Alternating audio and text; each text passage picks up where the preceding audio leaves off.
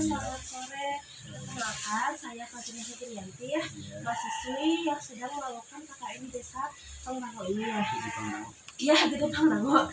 Nah, tujuannya itu saya akan memberikan penyuluhan tentang bantuan hidup dasar atau BHD ya. Dan nanti juga saya akan melakukan demonstrasinya bagaimana. Nah, untuk waktunya itu sekitar 10 sampai 15 menit. Tempatnya di sini saja Bapak, apakah bersedia? Bersedia ya, baik. Kalau begitu kita mulai saja ya Bapak penyuluhannya. Nah, apa sih BHD itu?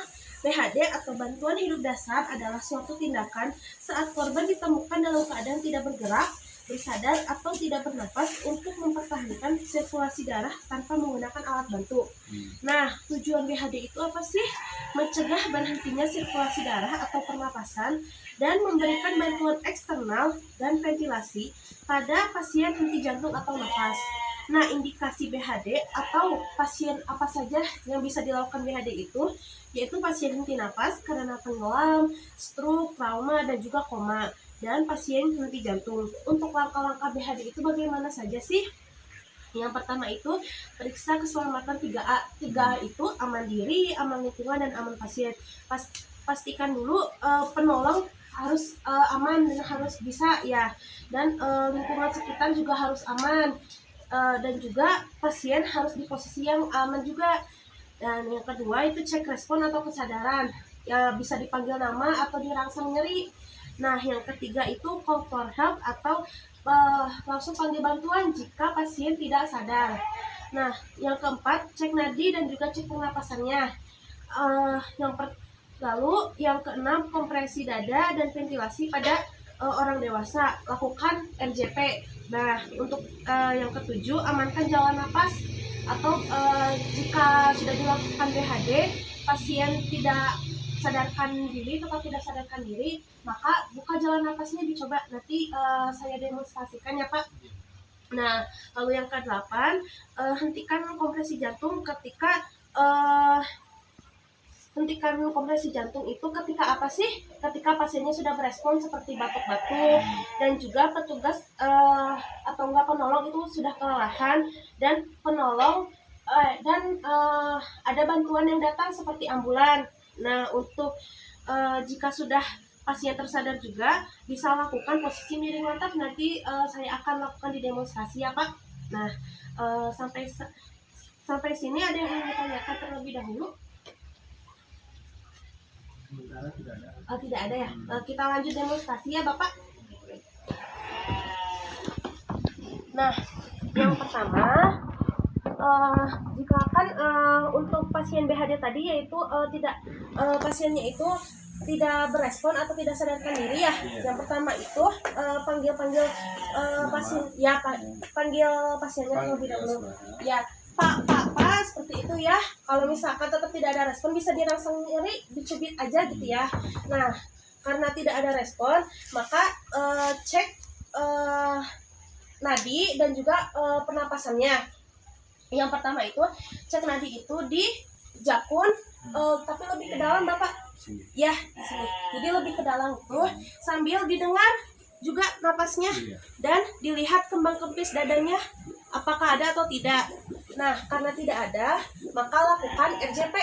RJP itu yang pertama itu posisi penolongnya selebar bahu dan posisi tangan yang dominan di atas, dan menggunakan tumpuannya ini telapak tangan ya. Nah, untuk posisinya ada di sternum atau sejajar dengan puting di sini Bapak. Nah, untuk kedalamannya 5 sampai 6 cm dan kecepatannya itu 100 sampai 120 kali per menit. Nah, untuk lakukannya itu sebanyak 30 kali Bapak ya. Saya lakukan dulu ya Bapak.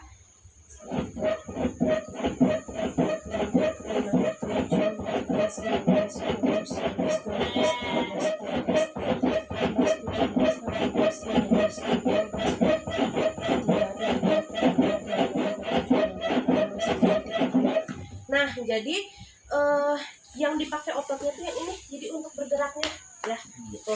Nah, jika sudah melakukan 30 kali, cek lagi nadi dan pernapasannya seperti tadi. Di sini cek nadinya, didengar napasnya apakah sudah ada atau belum, dan dilihat dadanya kembang kepis atau tidak. Nah, jika sudah ada atau masih melemah, dicoba buka jalan napasnya seperti ini, namanya jaupras Bapak. Nah, kayak gini dibuka dari dagu, di rahang gitu. Nah, tapi kalau misalkan ada fraktur di kepala atau patah tulang di kepala, jangan seperti ini. Tapi kalau tidak ada, bisa diangkat seperti ini Bapak. Nah, ya, itu. Boleh Bapak mau coba? Boleh. Ya, boleh. Yang pertama tadi. Yang pertama kan gini. Ya, sambil dipanggil ya. Pak, Pak, Pak. Pak. Ya. Kalau tidak ada respon. Kalau tidak ada respon di ini dilihat. Dicubit dulu Bapak. Oh iya, dicubit. Dikasih rangsangan terlebih dahulu. Terus cek nadi dan pernapasan. Ya, sambil dilihat dadanya apakah kembang kepis atau tidak. Nah, kalau misalkan tidak ada, maka lakukan RJP. Ya. Kayak gimana Bapak lakukan RJP? Letaknya di sini. Di sini disejajar dengan puting. Posisinya kaki dibuka selebar bahu. Terus tumpuannya di telapak tangan. Ya, kayak gitu.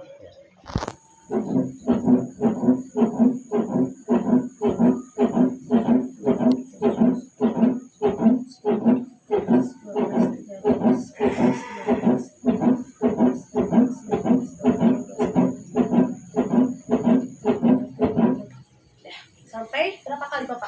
30. Ya, 30 kali. Untuk kedalamannya berapa tadi? 5 cm. 5 cm, 5 sampai 6 cm. Ya. Kalau untuk kecepatannya? 180. Ya, 100 sampai 120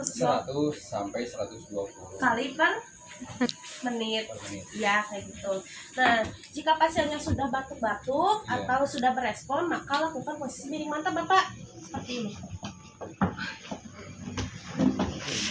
Bukan Bapak ini.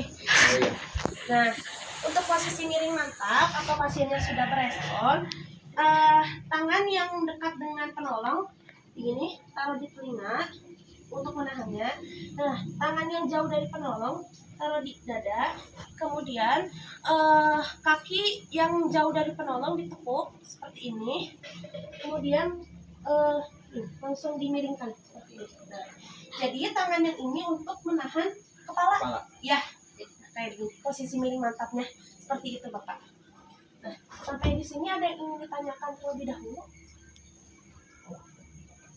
Paham sampai sini? Dah cukup ya Bapak, berarti nggak ada yang ditanyakan.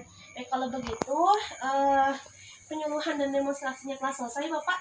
Terima kasih banyak atas waktunya. Semoga ilmunya juga bermanfaat bagi Bapak. Ya, terima kasih. Kalau begitu saya pamit. Assalamualaikum warahmatullahi wabarakatuh. Waalaikumsalam warahmatullahi wabarakatuh.